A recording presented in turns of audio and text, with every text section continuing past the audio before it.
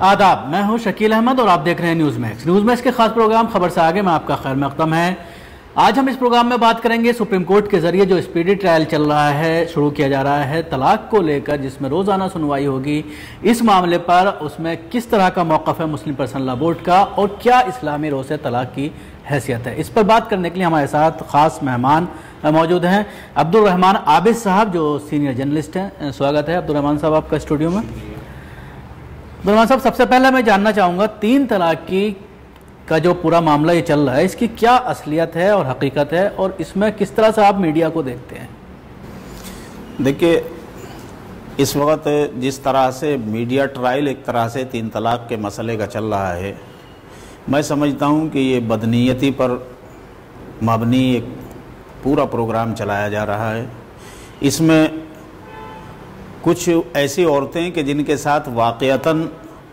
مردوں کی طرف سے طلاق کے مسئلے میں یا گھر سے نکالے جانے کے معاملے میں ظلم و زیادتی تو ہوئی ہے، لیکن ان مظلوم عورتوں کو آڑ بنا کر کے کچھ دوسری ایسی خواتین جو کہیں نہ کہیں سے کچھ اشارے پا کر کے، کچھ اشاروں پر کام کر کے وہ ان خواتین کی آڑ میں جو ہے مستقل شریعت اسلام کو بدنام کرنے کی ایک مہم چلائے ہوئے ہیں، اور اس میں ہمارا پورا نیشنل میڈیا پوری طرح انوالو ہو گیا ہے۔ اچھا، وہ چونکہ اس وقت برسر اقتدار جماعت جو ہے وہ بھی اپنے متعلقین اور اپنے حواریین کو جو ہے ایک میسیج تو یہ دینا چاہتے ہیں کہ صاحب دیکھیے ہم جو ہے مسلمانوں کو ہر سطح پر ہر معاملے میں جو ہے کس طرح دباتے جا رہے ہیں، ان کا بھی جو ہے ایک طرح سے وہ ہندوؤں کی منہ بھرائی، ان ہندوؤں کی، سارے ہندوؤں کی بات میں نہیں کر رہا ہوں، جو بی جے پی اور آر ایس ایس سے کے متشدد سوچ والے ہیں، ان کی منہ بھرائی کرنے کے لیے وہ لوگ بھی اس میں پورا ایک سازش کے طور پر کام کر رہے ہیں۔ میں سمجھتا ہوں کہ یہ ملک کے لیے بھی اچھا نہیں ہے، یہ ہمارے سماج کے لیے بھی اچھا نہیں ہے، اور یہ ہمارے قانون اور آئین کی بالادستی کے لیے بھی اچھی چیز نہیں ہے۔ ایک بات، اب اس میں دیکھیے دو چیزیں آتی ہیں۔ ایک ہے پرسنل لا بورڈ کا موقف۔ پرسنل لا بورڈ کا موقف اس سلسلے میں کیا ہے، اور کیا انہوں نے حلف نامہ دائر کیا ہے، کیا وہ عدالت کے سامنے کہنا چاہتے ہیں، یہ تو پرسنل لا بورڈ کے میرے خیال سے صدر صاحب یا جنرل سیکریٹری صاحب یا ان کے آتھورائز جو وکیل ہیں وہ زیادہ بہتر بتا سکیں گے اس سلسلے میں۔ لیکن جس طرح سے مسئلے کو بحث کا موضوع بنایا جا رہا ہے، ہم بھی اس میں کئی مرتبہ مختلف چینلوں پہ ڈیبیٹ میں بیٹھتے ہیں، تو ہم یہ محسوس کرتے ہیں کہ نہ تو کسی چینل کے اینکر اور نہ وہ خواتین جو اس مسئلے کو ان مظلوم عورتوں کی آڑ میں جو ہے ایک آلہ کار کے طور پر استعمال کر رہی ہیں شریعت اسلامی کے خلاف، وہ بھی کسی بات کو، کسی دلیل کو، کسی شریعت کے اصول کو کوئی ماننے اور سننے کے لیے تیار نہیں ہے، بلکہ وہ یہ سمجھ رہے ہیں کہ شاید اس وقت تو مودی سرکار آ گئی ہے، ہم کسی بھی طرح سے شریعت اسلامی کو کچلوا سکتے ہیں طاقت کے بلبوتے پر، اس میں چاہے عدالت کا سہارا لینا پڑے، چاہے حکومت کا کہیں اور سے سہارا لینا پڑے۔ میں سمجھتا ہوں کہ یہ چیز بہت ہی حکومت کے نقطہ نظر سے بھی غیر مناسب ہے، اور اس طرح سے سماجی اعتبار سے بھی بہت ہی غلط اور غیر ذمہ دارانہ بات ہے۔ ایک بات دیکھیے، شریعت اسلامی اس معاملے میں بہت کلیئر ہے۔ اللہ کے نزدیک طلاق جو ہے ان امور میں سے ہے کہ جو اللہ نے اجازت دینے کے باوجود سخت ناپسند کیا ہے طلاق کو، چونکہ اسلامی زندگی میں جو ہے وہ عورت مرد جب شادی کرتے ہیں تو وہ ایک زندگی بھر کا معاہدہ ہوتا ہے کہ ہم جو ہے دونوں اسلامی اصول کے تحت ان اسلامی شرائط کے مطابق جو ہے زندگی بھر ساتھ رہیں گے، اور ہماری زندگی مکمل طریقے سے اسلامی شرائط اور ضوابط اور قوانین کے تحت رہے گی۔ لیکن اگر خدا نخواستہ کسی وجہ سے ہمارا یہ معاہدہ، ہمارا یہ نکاح، یہ ہماری ازدواجی زندگی یہ کامیاب نہیں ہوتی، ہماری شادی شدہ زندگی میں کڑواہٹیں کئی مرتبہ سماجی اعتبار سے آ جاتی ہیں، کئی مرتبہ مزاج نہیں مل پاتے ہیں، تو ایسی صورت میں اسلام نے دونوں کو گھٹ گھٹ کے مرنے کے لیے سزا نہیں دی ہے کہ نہیں تم دونوں نباہ نہیں کر سکتے لیکن پھر بھی جو ہے تمہیں ساتھ ہی رہنا پڑے گا، نہیں۔ اگر اس کے لیے پہلی شرط یہ ہے کہ دونوں آپس میں ایک دوسرے کو سمجھنے سمجھانے کی کوشش کرو، نہیں ہو سکتا تو رشتہ داروں کو بیٹھا لو، نہیں ہو سکتا تو اور زیادہ لوگوں کو ان میں انوالو کر لو سماجی اعتبار سے، پھر بھی نہیں ہو سکتا، پھر بھی تم دونوں میں بات نہیں بن سکتی، تو پھر ایسی صورت میں جو ہے علیحدگی احسن طریقے سے اختیار کر لو، ایسے بہتر طریقے سے کہ آپس میں نہ دشمنی کرو اور نہ جو ہے کسی طرح کی نا اتفاقیاں اور کڑوائیاں سماج میں پیدا ہوں۔ لیکن جو جس طرح سے حملہ کیا جاتا ہے، چاہے وہ جیسا کہ آپ نے ذکر کیا کہ کچھ خواتین، خاص طور سے ابھی جس طرح سے اتر پردیش میں الیکشن ہوا ہے تو اس کے بعد سے ابھی پچھلے ہفتے ہی کئی خواتین کی سٹوریز چینلز پر چل رہی ہیں کہ انہوں نے مدد مانگی ہے پرائم منسٹر سے کہ میرے طلاق کے معاملے میں آپ قانون پاس کریں۔ بریلی کی ایک خاتون ہے، ایک مظفر نگر کی خاتون ہے، اس طرح کی چیزیں سامنے آ رہی ہیں۔ تو کہیں نہ کہیں اس میں جس طرح کا ایک طرح سے حملہ کیا جا رہا ہے اسلامی قوانین پر، اسلامی جو ایک حق دیا گیا ہے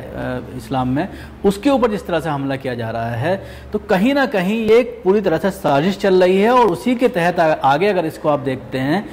اسپیڈی ٹرائل جس طرح سے شروع کیا گیا ہے، تو کہیں نہ کہیں ان سب چیزوں کا آپس میں تال میل نظر آتا ہے۔ شکیل بھائی دیکھیے، جیسا میں نے شروع میں کہا، کچھ خواتین ہماری مظلوم ضرور ہیں، چونکہ ہم مرد بھی جو ہے کئی مرتبہ اپنی عورتوں کے ساتھ اس طرح کے مظالم ہمارے معاشرے میں کیے جا رہے ہیں، نہیں ہونے چاہیے، اور ہمارے علماء کو، ہمارے ذمہ داران کو اس پر توجہ دینی چاہیے، مقامی سطح پر لوگوں کو اس معاملے میں آگے آنا چاہیے۔ لیکن ان مظلوم خواتین کو آڑ بنا کر، ان کی آڑ میں جو خواتین یا جو دوسرے لوگ اسلامی شریعت کو نشانہ بنانا چاہ رہے ہیں، میں سمجھتا ہوں یہ بہت ہی خطرناک اور قابل مذمت عمل ہے، اس کو ہرگز برداشت نہیں کیا جانا چاہیے۔ حکومت کو بھی چاہیے کہ وہ بھی اس پہ قدغن لگائے، اور عدالتوں کو بھی چاہیے کہ وہ ان کی منشا کو سمجھتے ہوئے اس سلسلے کو یہاں بند کریں، ورنہ آج اگر اس شریعت کے ساتھ ہو رہا ہے، اس مذہب کے ساتھ ہو رہا ہے، کل دوسرے مذہب والے لوگ بھی اس طرح کی حرکتیں کر سکتے ہیں، یا پھر کل کو اسی مذہب میں اور دوسرے مذہبوں میں اس سے آگے کا کوئی قدم بھی آ جا سکتا ہے، تو یہ جو ہے سماج میں مستقل ایک ناسور کی شکل اختیار کر لے گا، یہ نہیں ہونا چاہیے۔ لیکن میں پھر کہوں گا کہ ہمیں بھی اپنے اندر جو ہے اصلاح کی مہم چلانی چاہیے، اپنے معاملات کو صحیح کرنا چاہیے، ہمارے ذمہ داروں کو اپنے یہاں بھی اس ذمہ داری کو محسوس کر کے عمل کرنا چاہیے، ایک بات۔ لیکن جیسا آپ نے بھی کہا کہ یہ خواتین یا یہ عناصر جو ہے، دیکھیں میں جو اس بات کو کہہ رہا تھا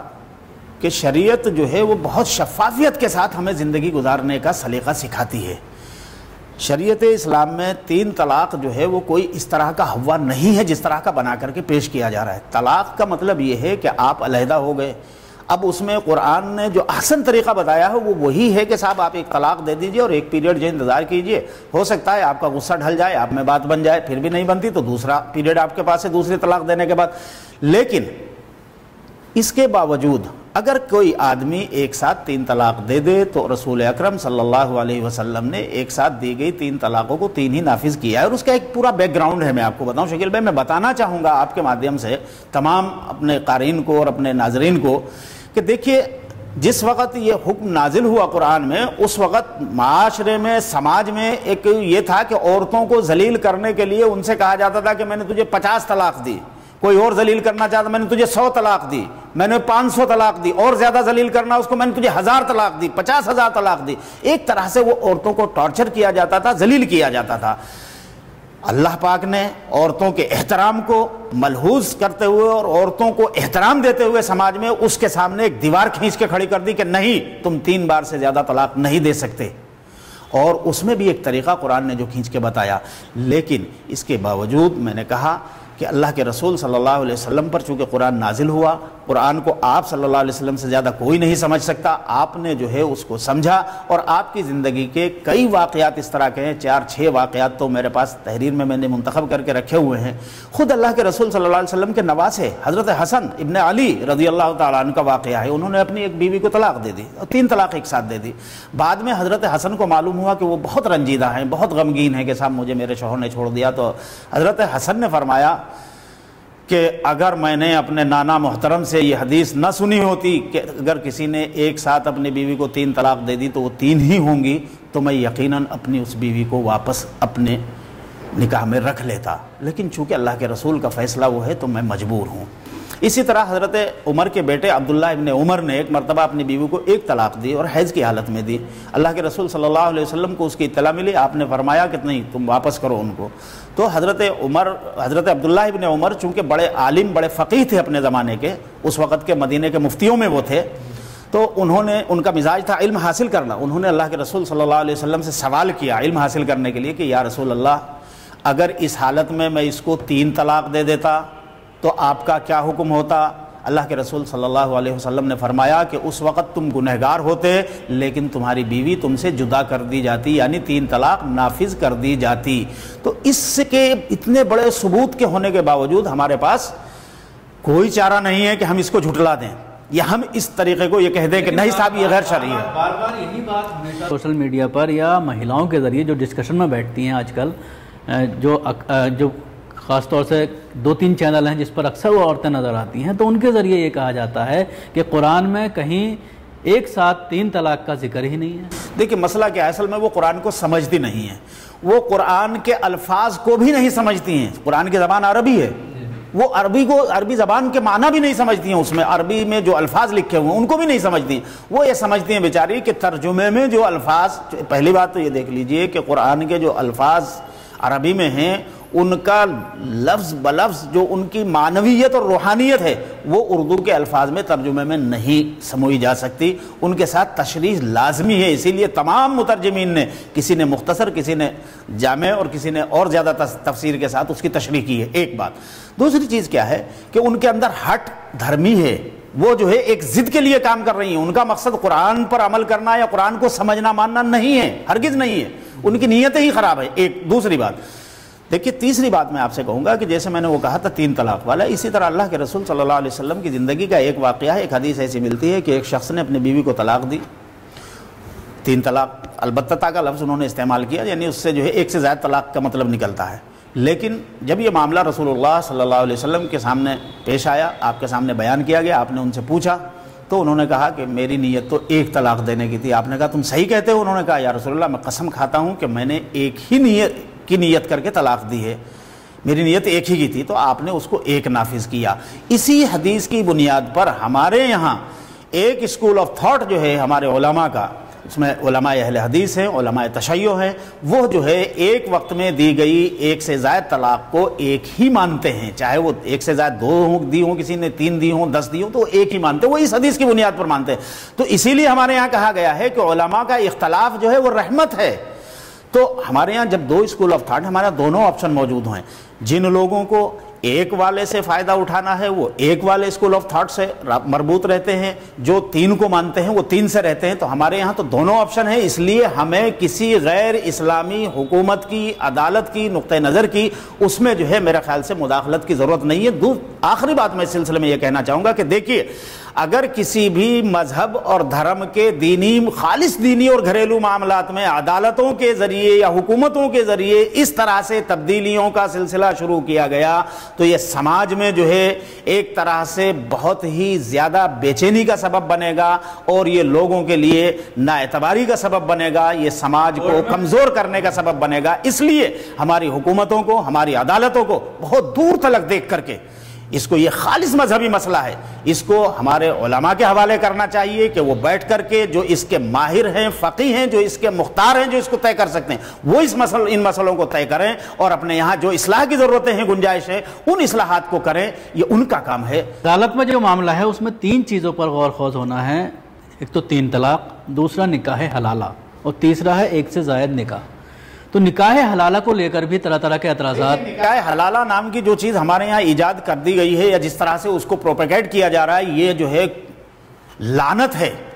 یہ کوئی نکاح حلالہ ہمارے یہاں نہیں ہے۔ اللہ کے رسول صلی اللہ علیہ وسلم نے ایسے حلالوں پر لعنت کی ہے، حلالہ کا لفظ تو ہے ہی نہیں وہاں پہ۔ دیکھیے اس میں کیا ہے، ایک شریعت نے یہ بھی ایک سہولت دی ہے۔ مان لیجئے 2 میاں بیوی میں جھگڑا ہو جاتا ہے اور وہ ایک ہی طلاق کے ذریعے الگ ہو گئے، میں 3 کی بات بھی چھوڑ دیجئے کہ ایک وقت میں 3 طلاق دی، انہوں نے ایک ایک کر کے طلاق دی اور وہ وقت گزر گیا پیریڈ کا اور وہ الگ ہو گئے۔ اب اس نے دوسرے کسی شوہر سے نکاح کر لیا، لیکن 2 سال 10 سال 5 سال وہاں بھی اس کے بعد نہیں نباہ ہوتا، یا وہ مر جاتا ہے شوہر، یا اس کا نباہ نہیں ہو پاتا، اب وہ عورت پھر خالی ہو گئی ہے، آزاد ہے اب وہ۔ ایسی صورت میں اس کو اختیار دیا گیا ہے کہ وہ چاہے تو اپنے پہلے شوہر سے نکاح کر سکتی ہے، اس کو کہتے ہیں حلالہ۔ اور یہ جو ہے کہ صاحب ایک نے طلاق دے دی تو اب اس کو جو ہے کہ عدت گزار کر کے اس کے نکاح میں دیا جائے اور اس سے سیٹنگ کر کے کیا جائے کہ صاحب وہ دکان کھول لی کہ صاحب اس سے جو ہے 2 دن جو ہے یہ اس کی بیوی رہے گی اور اس کے بعد جو ہے وہ سارے حق زوجیت ادا کرنے کے بعد پھر وہ طلاق دے دے گا. یہ قطعاً جائز نہیں ہے, حرام ہے, اللہ کے رسول نے اس پہ لعنت کی ہے اور ایسے لوگوں کو میرے خیال سے سخت سزا دینی چاہیے. ہمارے علماء کو اس پر جو ہے سوچنا چاہیے. یہ لعنت جو ہے مسلم سماج میں نہیں رہنی چاہیے اور اس پروپیگنڈے کو بھی ختم ہونا چاہیے. تو یہ تو ہو گئی حلالہ کی بات. تیسرا معاملہ جو ہے ایک سے زائد نکاح کا معاملہ. ایک سے زائد نکاح کا جو معاملہ ہے اس میں اللہ نے مردوں کو اس کی اجازت دی ہے کہ وہ ایک سے زائد نکاح اپنی ضرورت کے اعتبار سے کر سکتے ہیں, لیکن اس میں عدل کی شرط ہے. اور عدل کا مطلب یہ ہوتا ہے کہ مکمل انصاف. اگر آپ مکمل انصاف کر سکتے ہیں ایک سے زائد بیویوں کے درمیان تو آپ کو حق ہے. اگر آپ کی ضرورت ہے ایک سے زائد بیویاں تو آپ جو ہے ایسا نہیں ہمارے یہاں اسلام میں ہو سکتا کہ ایک بیوی گھر میں ہے اور باقی ادھر ادھر منہ مارتا پھر رہا ہے کہ وہ ابھی اس ہوٹل میں چلا گیا, کل وہاں میں چلا گیا. ہمارے یہاں اس کی قطعاً گنجائش نہیں ہے. شریعت اس کو حرام کہتی ہے. اس پہ جو ہے نکاح یعنی شادی شدہ مرد اگر زنا کا مرتکب ہوتا ہے اس کو جو ہے رجم کرنے یعنی زمین میں آدھا گاڑ کے پتھروں سے مار دینے کی سزا ہے, جان سے مار دینے کی سزا ہے. اس لیے ہے کہ یہ عیب جو ہے, یہ جرم جو ہے یہ سماج میں نہ پھیلے. اسی لیے کہا کہ اگر تمہیں ضرورت ہو ایک بیوی سے تمہارا کام نہ چلتا ہو تو تم ایک سے زائد نکاح کر سکتے ہو, لیکن اس طرح کی زنا خوری اور ریپ کے کام تم نہیں کر سکتے, اور اگر کرو گے تو تمہاری سزا یہ ہوگی. اس لیے ہمارے یہاں ایک سے زائد نکاح کی سہولت بھی اللہ کی نے اپنے بندوں کے لیے اپنی شریعت میں اپنے دین میں رکھی ہے. اور میں سمجھتا ہوں کہ یہ اللہ کی رحمت اور اللہ کا انعام ہے بندوں کے لیے, بشرطے کہ یہ بندے اس کو انعام اور رحمت کے طور پر اختیار کریں, نہ کہ جو ہے اس کو عیاشی کے لیے استعمال کریں. عیاشی قطعاً جائز نہیں ہے اسلام میں. اب بات کرتے ہیں مسلم پرسنل لا بورڈ کا جو اس پورے معاملے پر رول ہے. حالانکہ جس طرح سے پیچھے بی جے پی کے ذریعے الیکشن سے پہلے ایک پروپیگنڈا کیا گیا کہ ہزاروں کی تعداد میں مہیلائیں ان کے پاس آئی ہیں اور سپریم کورٹ گئی ہیں, اس کے جواب میں مسلم پرسنل لا بورڈ نے ایک ایفیڈیوٹ سب سے لیا ہے. ایک فارم کے اوپر سائن کرائے گئے ہیں مہیلاؤں سے. تقریباً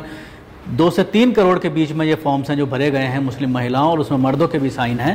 تو یہ ایک بہت بڑا ان کے ذریعے قدم ہے. لیکن اب جس طرح سے یہ باتیں آ رہی ہیں کہ جو ایک ایفیڈیوٹ سبمٹ کیا گیا ہے کورٹ کے اندر, تو اس میں کئی چیزیں ایسی ہیں جن پر لوگوں کو اعتراضات ہیں, اور لوگ یہ کہہ رہے ہیں کہ اس کو پہلے باڈی کے اندر رکھنا چاہیے تھا, کچھ ایک پینل بنانا چاہیے تھا ایڈوکیٹس کا, اور اس کے بعد ہی اس کو سبمٹ کرنا چاہیے تھا.